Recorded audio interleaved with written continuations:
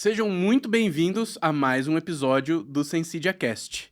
E dessa vez a gente está aqui para discutir sobre GenAI e a democratização do conhecimento nas empresas. E para falar sobre esse assunto hoje, eu estou com dois convidados ilustres aqui, né? Mas só para contextualizar um pouquinho sobre o poder transformador, né, da GenAI, tem uma previsão do Gartner que diz que até 2026, 80% das organizações vão ter usado APIs ou modelos de inteligência artificial ou implantado aplicações que são habilitadas por esse tipo de tecnologia. E para discutir esse assunto comigo hoje, tenho dois convidados ilustres aqui. E eu vou pedir para eles se apresentarem rapidamente, um de cada vez. Primeiro você, Rafael Tiba, CEO das Apps. Tiba, conta um pouquinho da tua história pra gente, da tua trajetória. Claro, com certeza, Lucas. Em primeiro lugar, obrigado pelo convite, Kleber. É um prazer estar aqui falando para os ouvintes do SensidiaCast. E eu sou CEO das Apps, né? As Apps é uma empresa que trabalha na área de tecnologia, a gente desenvolve tecnologia com projetos de engenharia de software e também com dados e AI, né? Então, eu sou CEO dela há 4 anos. Tenho uma formação de engenheiro, mas também aqui uma carreira bem pouco linear aqui, já fui consultor na área de excelência operacional, então mais de 50 empresas diferentes aqui, onde fiz projetos de eficiência operacional, melhoria de indicadores, mapeamento de processos, inovação. Também já fui executivo de grandes empresas e fundei algumas empresas também. Estou na minha terceira aqui, sócio das Apps como terceira aqui. É um prazer estar com vocês. Um empreendedor em série. E o meu outro convidado aqui, Kleber Bacilli. Bem-vindo ao SensidiaCast, Clebão, CEO da Sensidia. Clebão, conta um pouquinho da tua trajetória até aqui. Legal, muito bom. Obrigado aí pelo convite. Prazer, Tiba, estar contigo aqui nessa conversa. E Lucas. Bom, eu sou fundador da Sensidia, uma história que começou há 17 anos atrás. A Sensidia é uma empresa de tecnologia.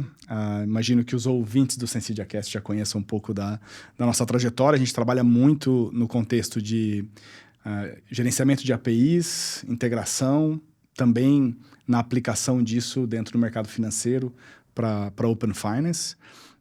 Uma trajetória empreendedora que eu me orgulho muito dessa construção.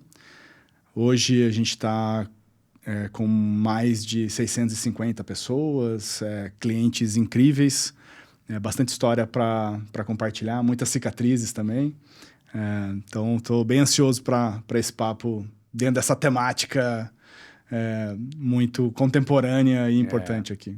Bom, e entrando já no nosso tema, né, a gente tem falado muito sobre como é que a GenAI tem habilitado coisas novas, né? E uma das coisas é democratizar o acesso a conhecimento dentro das empresas, né? E Tiba, recentemente as Apps fez uma pesquisa, né? Os insights sobre a GenAI no Brasil. E o que vocês descobriram de casos em que a GenAI tem facilitado, né? Tem melhorado o acesso a conhecimento, a novas tecnologias dentro das empresas? Bom, Lucas, realmente a gente fez essa pesquisa, né? E quando a gente estava lá pensando, né, como ela seria, que forma ela teria, ficou claro que teria que ser uma pesquisa contínua, né? Porque qualquer resposta que a gente der hoje, talvez daqui a Amanhã 2, já é 3 diferente. meses, amanhã, melhor dizendo, já pode ser uma resposta completamente diferente, né? E aí eu vou compartilhando com vocês ao longo aqui do episódio um pouco do que a gente descobriu, né? Mas eu acho que um dos principais insights é o de que não existe mais desconhecimento em relação à GenAI, pelo menos no público pesquisado. Então, todo mundo sabe, né? Daí é você ter uma governança estabelecida, daí é você, de fato, ter processos que permitam usar e você ter guardrails que permitam fazer isso com segurança, é outra história, né? Então, as empresas estão caminhando para descobrir como fazer isso da forma mais adequada, e a gente não pode esquecer que nas empresas tem um indivíduo lá, né? Não é o CPF, mas é o profissional, e cada um deles tentando maximizar ali a sua própria jornada. Então, acho que assim, o primeiro grande efeito é o de que eles estão conseguindo adquirir conhecimento de uma forma muito mais rápida, muito mais simples, com uma barreira muito menor, e isso está tendo interferências e está tendo conexões que são muito difíceis de prever, né? Acho que quando a gente fala de utilização de ferramentas de AI generativa, grande parte dos respondentes colocou que usa mais de uma, inclusive, né? Obviamente todas aquelas que a gente já sabe quais são aqui as mais fortes de mercado. Inclusive fazendo comparações de qualidade de dados, comparando se tem ali de alguma forma uma alucinação ou não, né? Então acho que o primeiro passo aqui para essa democratização no que a gente está vendo é todo mundo tomar esse conhecimento e ter um papel ativo na gestão de mudança que as empresas vão ter que fazer para se preparar para usar essa tecnologia, né? Legal. E você tocou num ponto que é muito, muito interessante mesmo, porque a pesquisa de vocês mostra esse insight de forma muito clara. Eu acho que teve até um estudo do Gartner recente também falando sobre isso, em que as pessoas usam GenAI. Ponto. Assim, de forma oficial ou não, governada ou não, né? As pessoas usam GenAI. E aí eu acho que o resultado de um desses insights era de que 80% das pessoas disseram que no último ano usaram alguma ferramenta de GenAI para executar o seu trabalho, seja para produzir um texto, seja para criar uma imagem, seja, né, para desenhar uma API, né? Então esse é o cenário de... quando a gente estava discutindo pré-podcast, né, o Clebão usou o uso oficial versus oficioso, né? Clebão, conta um pouquinho pra gente sobre esse cenário, assim, de como que você vê as pessoas usando e, cara, vai ser natural as pessoas usarem daqui pra frente, assim, sempre. A gente tem que contar que sempre vai ter alguém usando o GenAI, certo? Me intriga quem são os 20% que não estão usando ainda, né? De alguma forma. Seja quando a gente pensa nas funções de uma empresa, é claro que múltiplas indústrias têm realidades diferentes, né? Então, talvez os white collars, né? Que é quem trabalha no escritório, quem está em funções de back-office, marketing, vendas, RH e certamente desenvolvimento de software, né? Então, uma das habilidades principais que a gente pôde observar numa evolução muito rápida, mais recente, é a habilidade de coding, né? Então, para a Sensidia e para as Apps que trabalhamos dentro desse contexto, essa evolução é assustadora. Assim, a gente vê pessoas, obviamente, na sua vida pessoal, usando de forma corriqueira, com cílios, por exemplo, né? Tem muito use case. Criar uma historinha para hora de dormir. Além de ajudar nos trabalhos e tal. Mas vamos deixar essa conversa para um outro podcast, porque isso por si só dá bastante pano para manga, né? Mas dentro das organizações, um uso eventualmente pouco controlado. E quando a gente pensa em privacidade, né, como que essas informações estão sendo usadas, né, transferidas para os modelos de linguagem, e que tipo de controle ou preocupação que as organizações precisam ter, né? Então, acho que, na verdade, passou do momento já das organizações trabalharem essa questão de governança, porque o uso é intensivo em todos os departamentos. E no final das contas, assim, a Sensidia como organização, a gente estimula os nossos colaboradores a trabalhar da forma mais produtiva possível e encontrar sempre maneiras de fazer melhor o seu trabalho, inovar nos seus processos e esse tipo de ferramenta tem potencial de aumento de produtividade bem significativo, claro, dependendo um pouco da área em que se encontra, né? Então, como fazer isso de uma forma organizada, segura, né, controlada e também gerenciando os custos, né? Que nem sempre o modelo público e gratuito dessas ferramentas é o ideal e, na verdade, na menor parte das vezes Na menor parte né? das vezes E aí as versões pagas e privadas, obviamente, tem uma barreira de custo aí para as empresas também trabalharem seus orçamentos, né? Então tem bastante desafio aí em cima da mesa. E um ponto que você mencionou, Kleber, sobre ganho de eficiência ou de produtividade, é sair do 10 para o 100 ou do 100 para o 1000, né?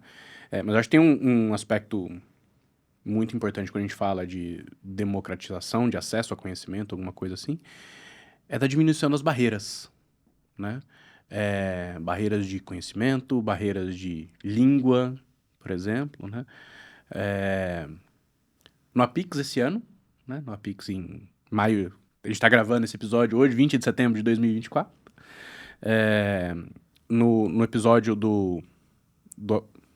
na edição do Apix desse ano de 2024, a gente tinha uma delegação grande que veio de outros países da América do Sul, né? Da Colômbia, do México, Peru, né? Então, assim, uma delegação bem grande, assim, dos nossos vizinhos aqui da América Latina.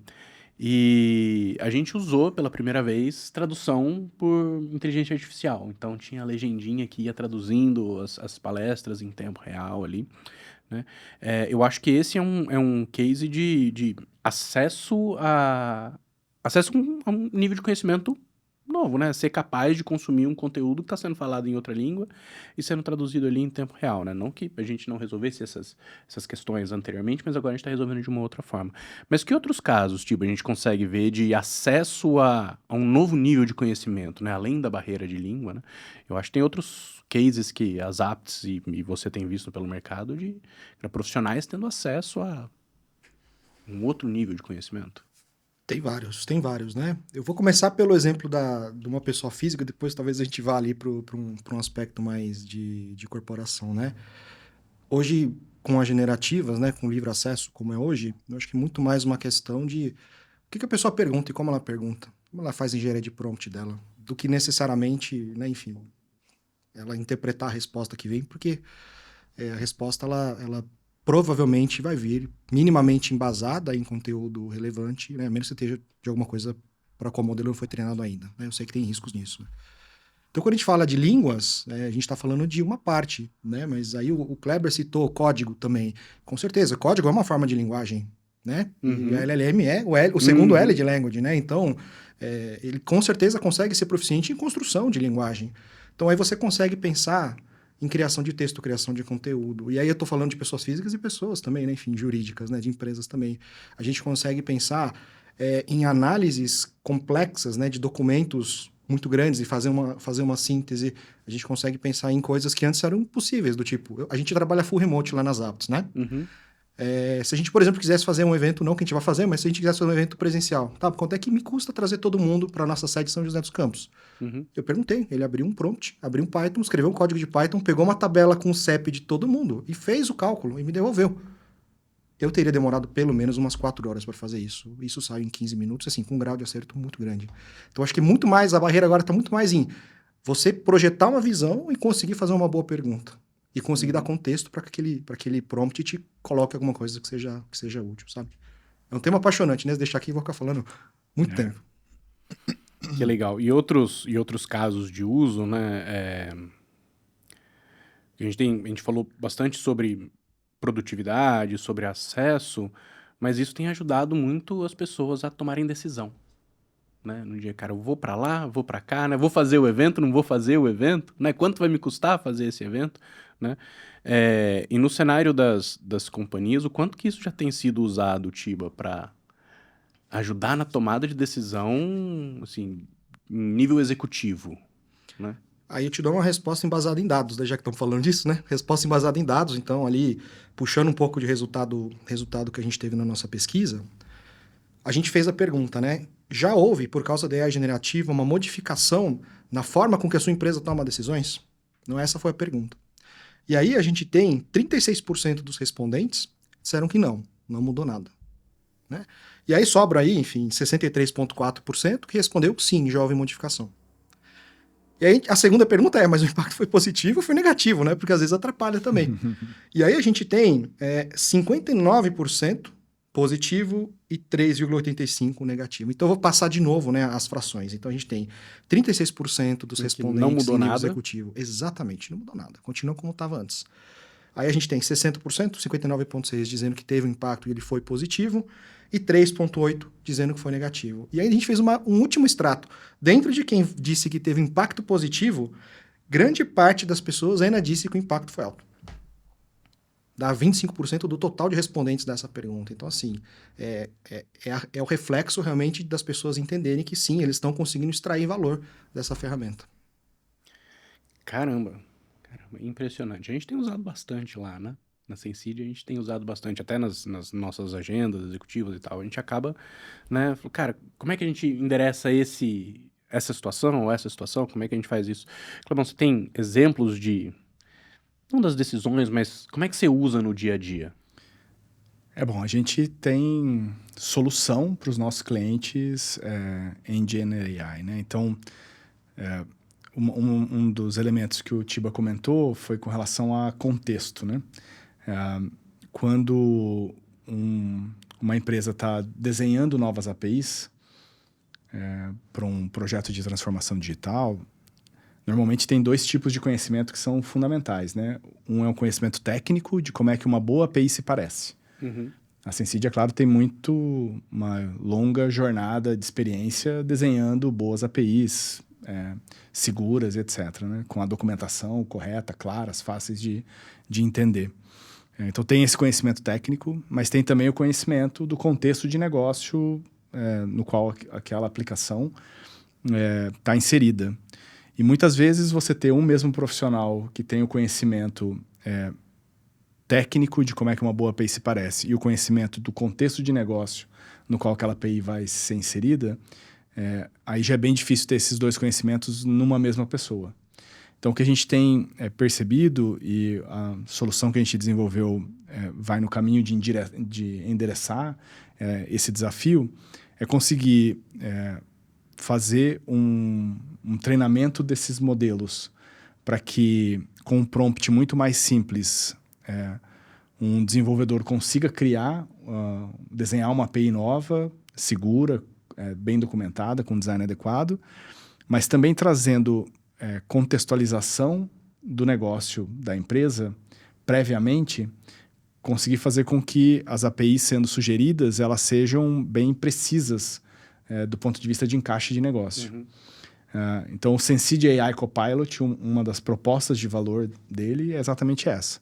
Com o contexto certo, tanto do treinamento das melhores práticas de design de API e de segurança, quanto o enriquecimento do contexto de negócio, e aí de cada cliente para cada negócio, de uma forma privada e isolada, né, de um cliente para o outro, ser capaz de aumentar muito a produtividade e, digamos assim, democratizar dentro dos nossos clientes a velocidade e a capacidade de desenhar novas APIs e não só para novas, né, mas também para melhorar o portfólio de APIs existentes. Então, esse é um exemplo, um use case real, concreto, de uma solução que a gente apresentou no mercado, você comentou do Apix, né, antes desse ano, que a gente anunciou lá e que hoje está sendo usado por um conjunto de clientes da Sensidia, com resultados bem expressivos e animadores, né?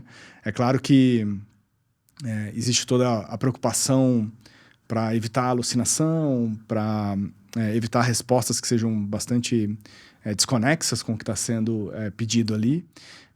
O human in the loop para a gente é bem importante, então a gente vai dividir esse processo em passos para que incrementalmente o resultado fosse aparecendo, né? Sem esperar uma mágica, né? Que com um prompt simples a documentação viesse já prontinha, porque o risco de estar desencaixado do que é esperado é muito grande, mas o ganho de produtividade tem sido enorme. Que legal, que legal. E, Tiba, me conta um pouquinho, porque o Kleber falou sobre aspectos importantes, né, nesse cenário da adoção, por exemplo, para mitigar riscos de alucinação, né?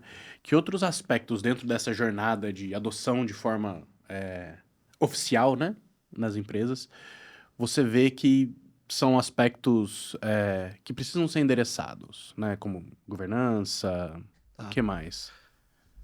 Basicamente, depende do uso que você quer dar da inteligência artificial. Então, você tem as que são usadas no nível de suporte, as que são feitas no nível de augmentation, que eu sempre tive dificuldade de traduzir para o português, magnificação ou aumentação, vamos por aí, ampliação, né? Ampliação, talvez. obrigado, ampliação. Ampliação. Suporte, ampliação e automação, né? Então, obviamente que quanto maior é esse nível, né, mais difícil é de você fechar todo o círculo ali para que você consiga ter um uso seguro. Eu entendo. E aí eu tô saindo do ramo científico e tô indo para opinião, tô indo para o campo da opinião, né?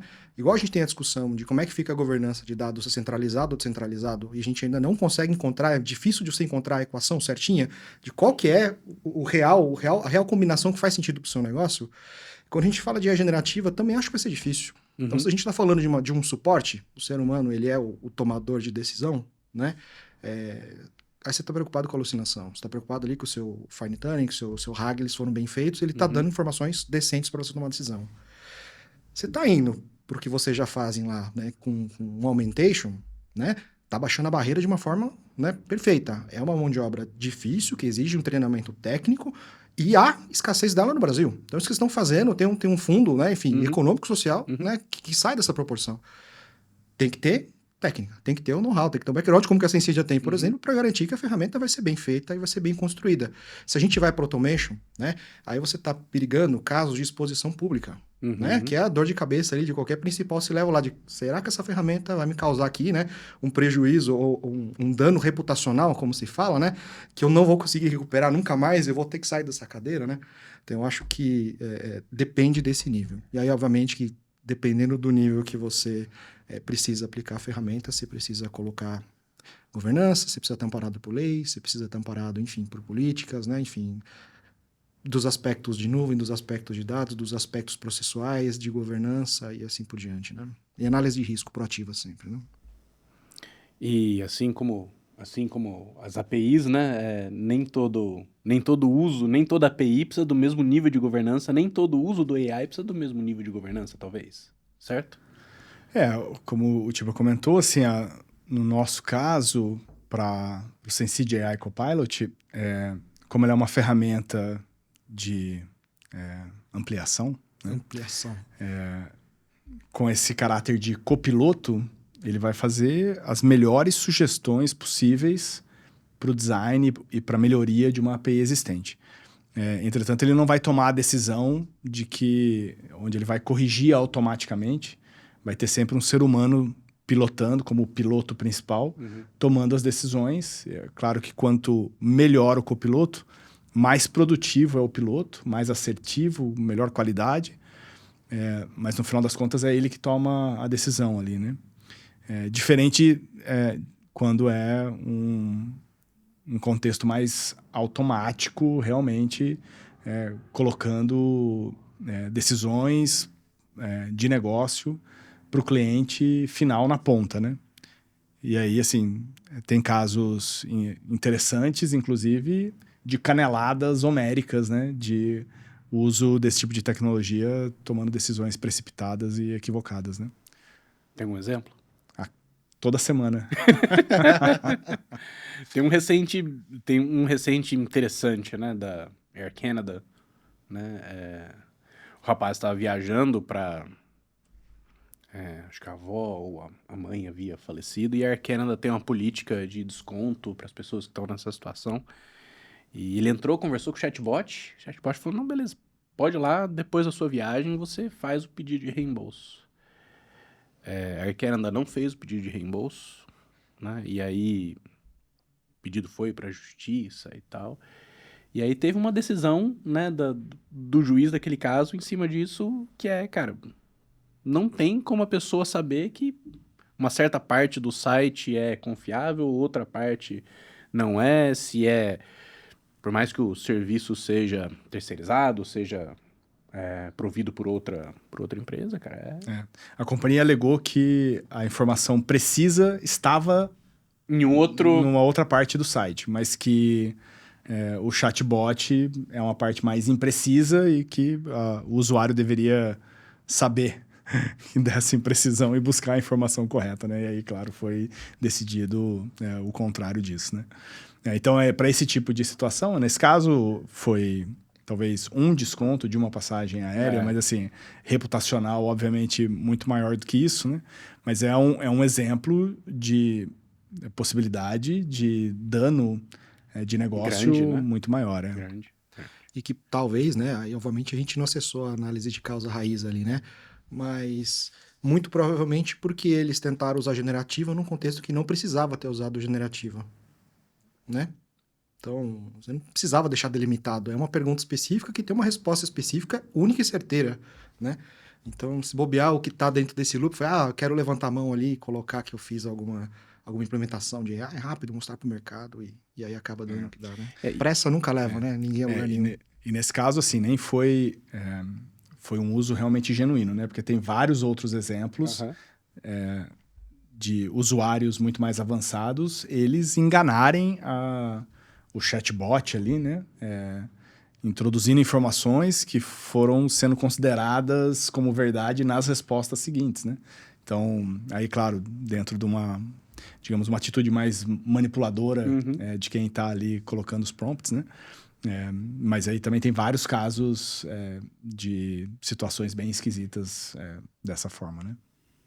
Legal. E cases de sucesso, Chiba. Quais têm sido os principais usos que vocês têm visto lá nas apps de GenAI e que tipo de resultado as pessoas têm tido? A gente se coloca sempre, né? Enfim, as apps, ela nasceu lá atrás, hoje não é mais só isso, mas ela nasceu lá como empresa que cuida da experiência do usuário, né?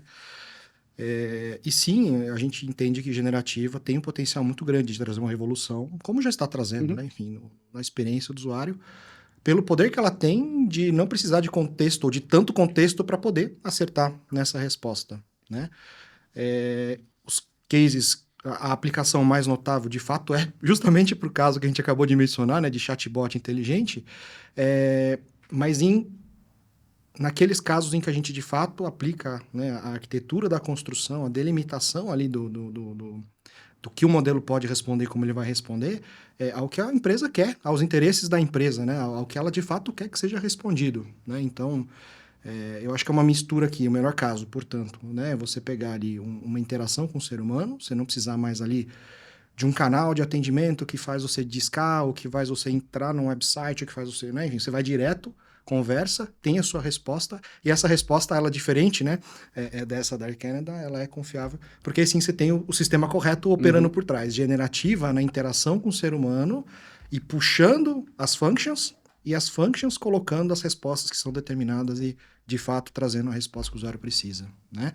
Sem contar, obviamente, que a gente pode usar generativas aqui, aí dentro de casos que a gente ainda está construindo, não estão prontos, mas ela vira como uma camada dentro da observabilidade de negócios e gera insights que antes a gente não conseguiria gerar.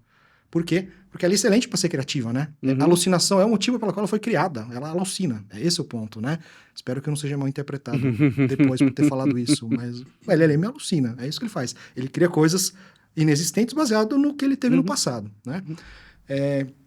A alucinação, nesse caso, é uma aplicação, ele consegue pensar em cruzamentos de análise, inputs de dados, variações de fórmula que você não tinha pensado antes e poderia sim dar um estalo e trazer uma nova aplicação de mercado, um aumento de conversão ali numa ponta, num ponto de venda e assim por diante. Legal. E, Clebão, no caso de APIs... Até complementando, e aí tem a outra ponta como um cliente, né? Hoje, muitas interações que a gente tem é com robôs, né? Algumas vezes tentando se passar até por um ser humano, mas hoje a maioria até se identificando como um atendimento automatizado, né? Para usuários mais que são mais avançados, talvez, para dúvidas que não são comuns, eu não sei vocês, mas o que eu mais quero é me transfira logo para um atendente humano, né? Qual que é a opção que vai te dar essa, né? Como é que eu faço o shortcut para ir logo para o transbordo para cair para um ser humano?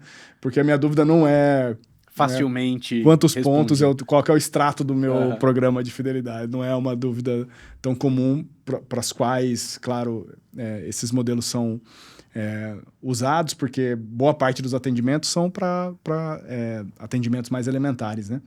Mas para quando os atendimentos não são elementares...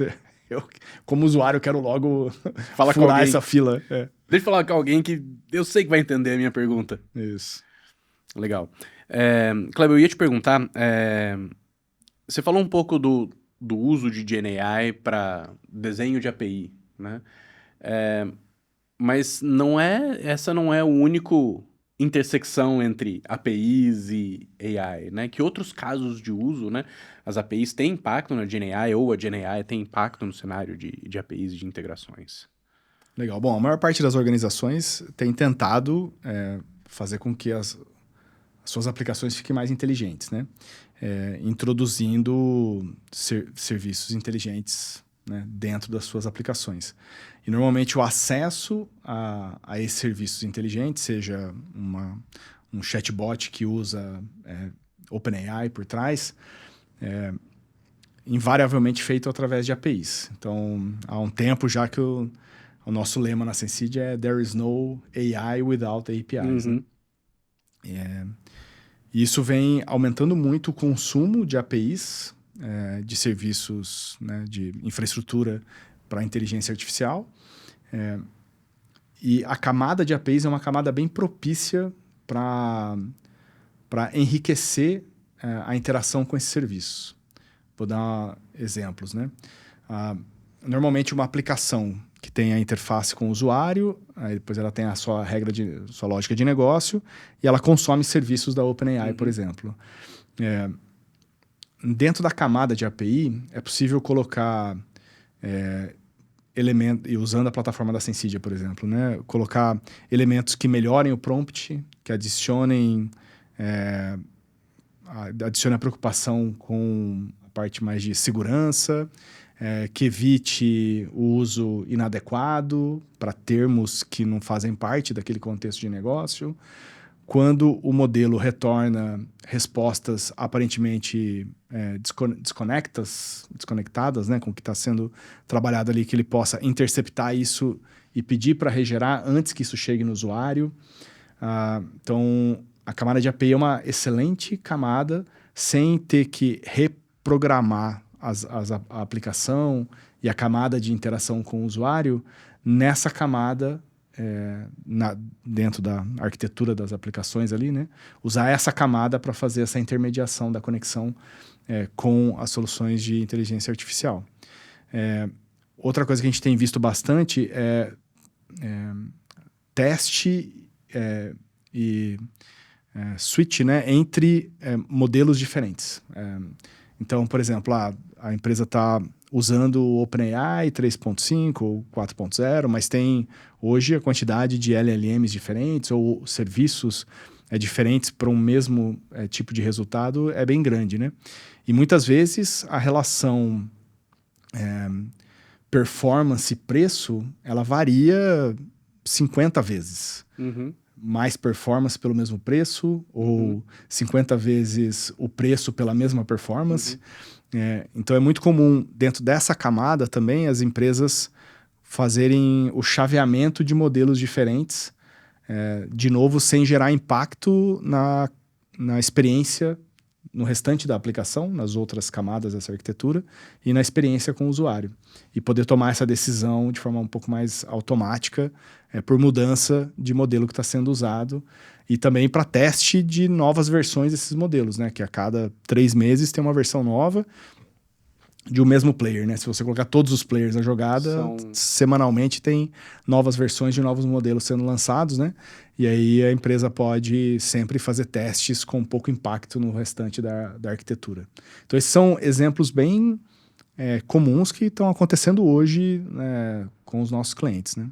E aí, Kleber, se me permite aqui, Lucas, só a pergunta, né? Um exemplo disso é pensar numa empresa que trabalha no ramo de educação, né? Então, uma corporação que trabalha no ramo educacional. E eles processam a documentação de ingresso de um aluno, por exemplo, né? E aí, quando a gente fala de ingresso de documentação, a gente está falando de carteira de motorista, né? Carteira de motorista é a mesma coisa para qualquer um, né? Muda o nome, muda a foto, mas o formato é previsível. Então, tá cheio de motor que lê carteira de motorista aí e faz isso a um custo muito baixo. Quando a gente fala de diploma, a gente está falando de um outro cenário. Diploma, cada instituição vai ter a sua cor, o seu tamanho, prato cheio para você usar um OCR ali, para você usar uma generativa para fazer essa leitura. Então, esse chaveamento poderia permitir que uma faculdade, por exemplo, evitasse, sei lá, 40% dos custos de processamento visual, porque eles têm um motor muito mais barato para ler carteira de motorista. É nessa direção? Sim, sim. Assim, a gente tem visto também modelos não large language, né, mas modelos mais especialistas, né? Que aí conseguem uma relação de custo-performance muito melhor, porque ele não precisa entender história da arte ou grego, né, para poder responder a carteira de motorista ou ler o diploma, a não ser que seja o diploma de uma universidade grega ali, né? Mas, então, você conseguiu usar modelos muito mais restritos e específicos, né? Tendo uma relação de custo-performance muito melhor. Mas aí, eventualmente, até para serviços similares, com o mesmo propósito, poder também usar, porque muitas vezes pode esbarrar em rate limit do serviço que você está consumindo, né? Quando você esbarra nisso, ao invés de você dar um erro para o seu usuário, você chaveia e consome um outro serviço de fallback ali, né? Para conseguir não ter disrupção do serviço que você está prestando, né? Especialmente quando você constrói uma aplicação que depende muito de serviços externos, você tem que pensar o que acontece quando esse serviço não está disponível, né? Que pode não estar disponível por uma questão de rate limit, como eu comentei, mas pode ter tido algum problema de disponibilidade mesmo, né? E aí você precisa ter sempre soluções que vão impedir, né, ou minimizar o erro da sua própria aplicação. Legal. E nesse assunto a gente está falando muito sobre como as APIs vão chavear, né, qual LLM ou qual modelo vai ser usado num cenário. Mas o que a AI muda para o design da API? O que eu quero dizer com isso? Porque a gente sempre desenha a documentação de uma API pensando que do outro lado vai ter um developer que vai ler a documentação da API, entender, né, quais são os endpoints disponíveis, quais são os recursos daquela API.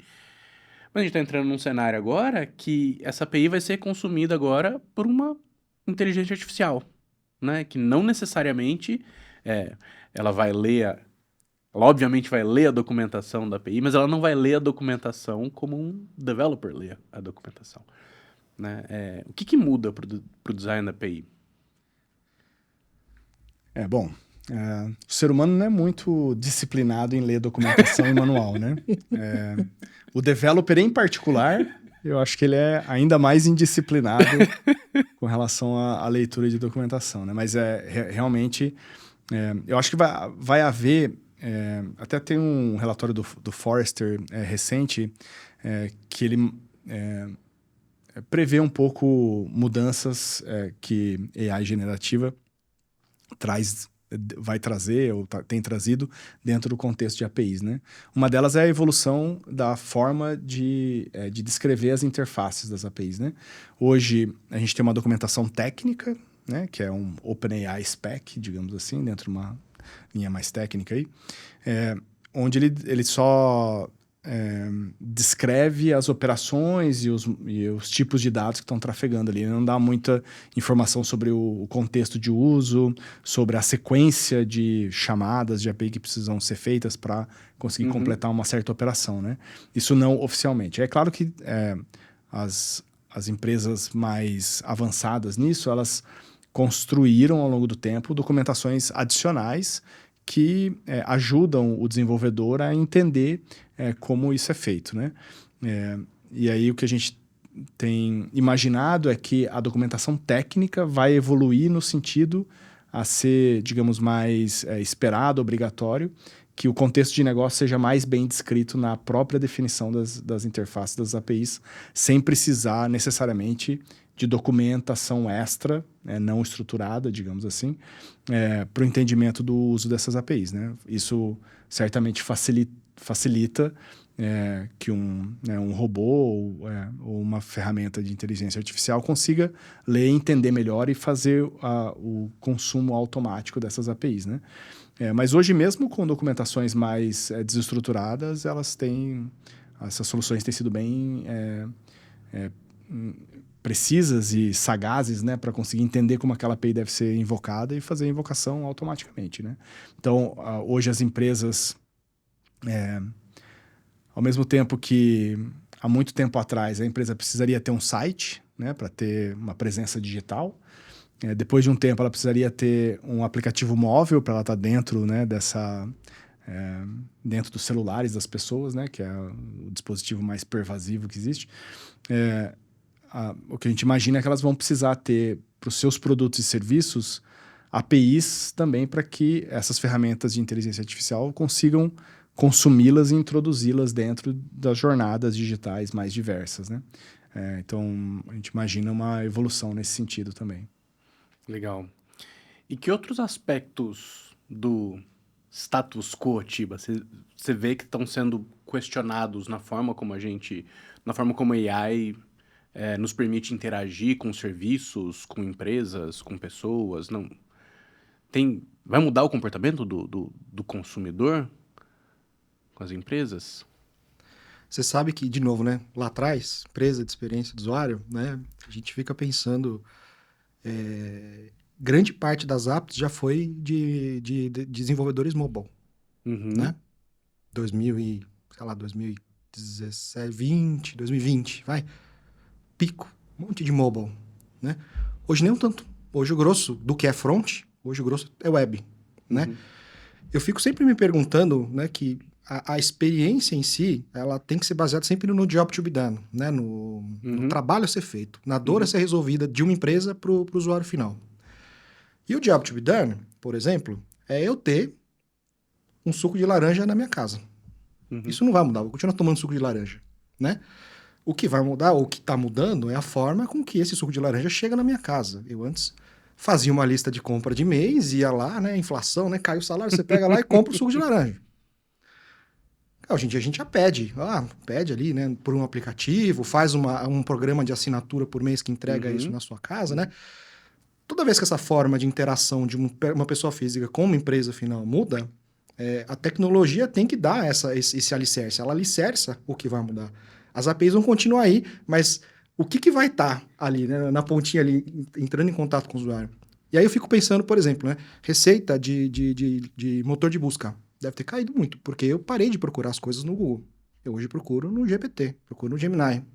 Não vou mais ali, então eu não olho mais para aqueles anúncios do lado direito, os patrocinados em cima, né?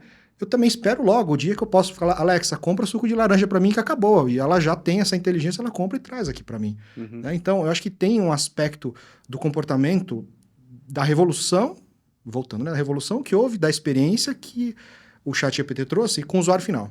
Antes era difícil você ter acesso a um LLM, apesar de já existir faz tempo. Todo mundo fala, né? Existe desde a década, né? Enfim. Tá fácil. Tá mais fácil. O comportamento da pessoa física vai mudar. E é difícil você prever o que vai acontecer daqui para frente. O que eu sei é que o ser humano vai procurar o mais simples, o mais fácil, o mais cômodo, né? Isso vai acontecer.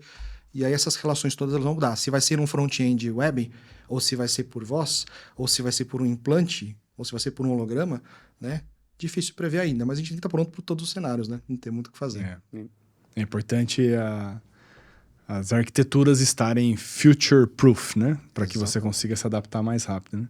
Eu não sei vocês, assim, mas a minha experiência, pensa Siri ou Alexa, que embora quando elas apareceram e começaram a ficar mais populares, a gente tinha uma expectativa dessa interface conversacional assumir totalmente a relação com o usuário, né?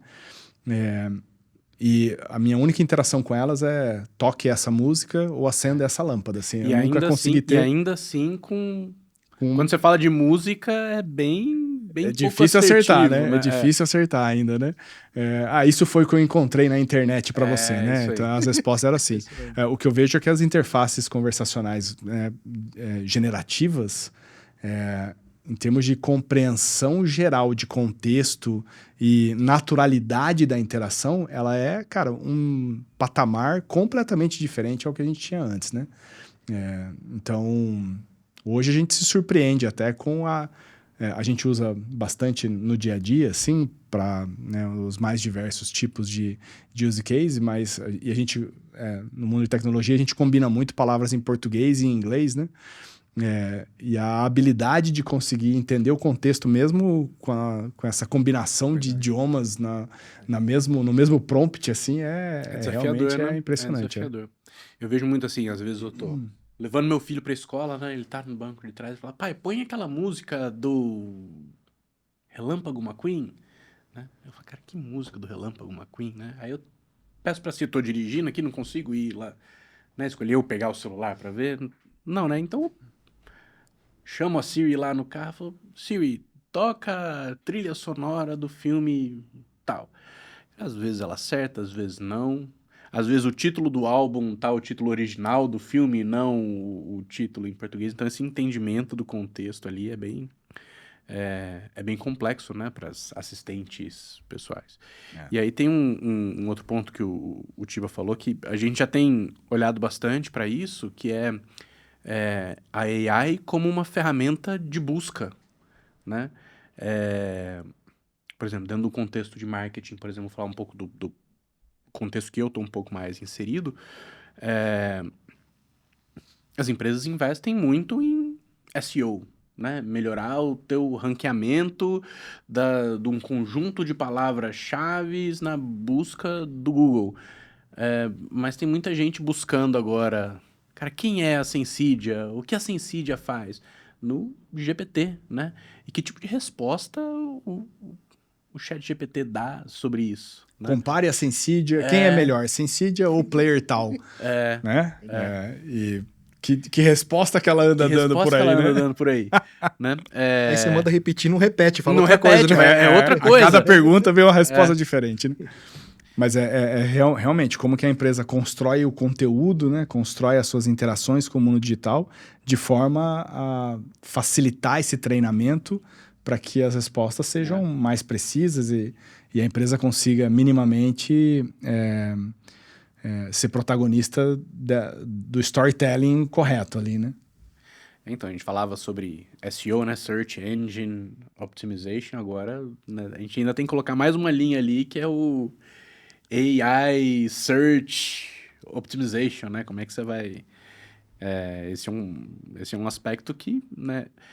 A gente estava falando muito de experiência do usuário, mas também a experiência da AI em achar você, em achar a tua empresa, achar que tipo de informação ela vai recuperar, né, de você para retornar isso. E que beira, né, e que tangencia uma questão ética também, né, de que se é possível você influenciar no que uma LLM está te dando, você precisa ter tagueamento, você precisa ter ali uma rotulagem para saber da onde aquela informação está vindo, se ela veio de um modelo naive ali, ou se não, foi a Sensidia que colocou daquela forma, foi, né, enfim, um concorrente colocou daquela forma, né. E tinha um ponto, esse é um ponto bem interessante, porque quando você busca no Google, o Google te traz um resumo, né, daquelas, né, dos 10, 20, e, cara, a briga é pelos 3 primeiros resultados, Não, né? e te dá os links para as fontes, né? Exatamente. Então, você consegue tirar o eventual bias, né? Que exista de acordo com a fonte que está sendo apresentada, né?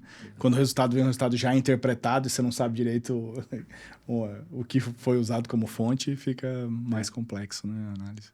E aí você tem... você falou de receitas, né? De onde que ela está indo buscar, né?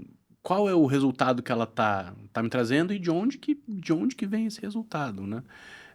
Eu lembro que nos idos de 2014, 2013, 2012 ali, quando começou essa história o SEO começou a ficar mais forte e tal, né? As pessoas aplicando mais práticas de SEO, né? As pessoas falavam muito sobre o Black Hat SEO, né? Então, tinha prática desde assim, o fundo do site é branco, então você pega o texto em branco e escreve em cima do negócio lá um monte daquele conjunto de palavras-chave que você queria que ranqueasse, né? Porque aí a tua densidade de palavras-chave ia lá para cima, né? Agora, o quanto disso pode ser aplicado na AI agora? Né, assim, se você tem no teu site alguma coisa assim, alguma coisa assada, cara, o quanto que essa AI vai consumir desse tipo de conteúdo, né? E o que a OpenAI ou a Meta ou, né, quem quer que sejam os provedores estão, né, cuidando para que, cara, ó, isso aqui beira o que é ético ou não, né, o que é... Total. Legal. Gente, o papo tá bom, mas já... estouramos nosso tempo aqui, se deixar a gente iria muito além. Tiba, eu queria te dar uns minutos para você falar um pouco das suas reflexões finais, falar um pouquinho das apps, de como é que foi esse papo aqui hoje, sobre as suas últimas reflexões. Vamos lá, bota um peso, né? Últimas reflexões, né? Difícil, né? Desse episódio. Tanta coisa que a gente falou aqui, né? Eu acho que eu fico com uma coisa que o Kleber falou, né? Ele falou, a arquitetura ela tem que estar pronta para o futuro, né? A arquitetura tecnológica, mas a arquitetura empresarial também, organizacional também, né? Então, Outra palavra difícil de traduzir, né? Composability, né? Composabilidade. Composabilidade. Composabilidade, eu não sei traduzir isso, né? Mas é o fato da sua empresa ser moldável, flexível, para que você remonte aspectos core dela para atender melhor ao mercado. Esse, para mim, é o ponto principal. Eu acho que tem esse calor da inteligência artificial. A hora que a gente olha para o Hype Cycle, tudo em inglês, né? Hype Cycle do Gartner, né? A hora que a gente olha para o ciclo de animação com alguma coisa, né? Tem o pico e depois tem o vale, né? Então, a IA generativa em 22 estava subindo quase no pico, em 23 bateu no pico, em 24 começa a descer, o que quer dizer que vem aí o vale da frustração, né? O tão chamado vale da frustração.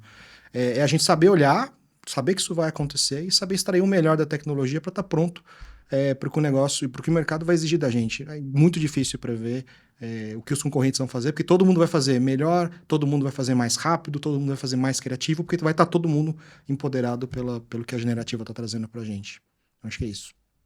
Legal. Clebão, que lições a gente tira desse episódio hoje, na tua perspectiva?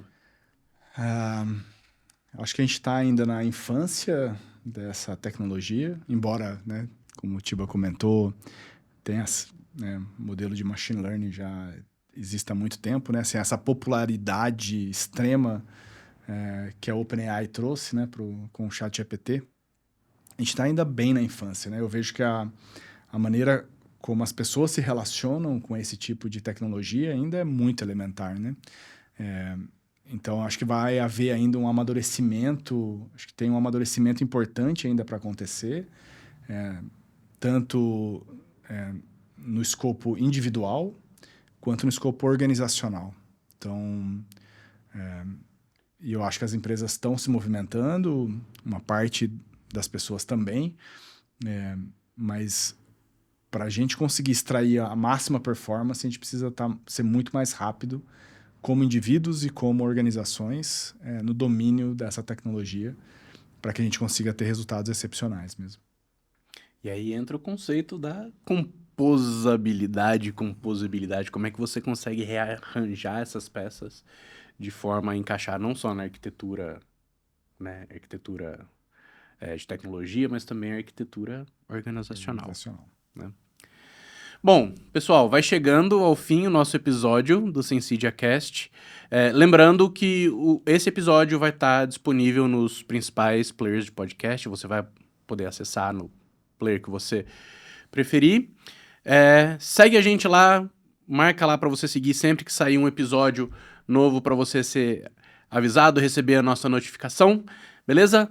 Muito obrigado por mais um episódio. Obrigado, Kleber. Obrigado, Tiba. Eu que agradeço. Valeu! Fui! Valeu!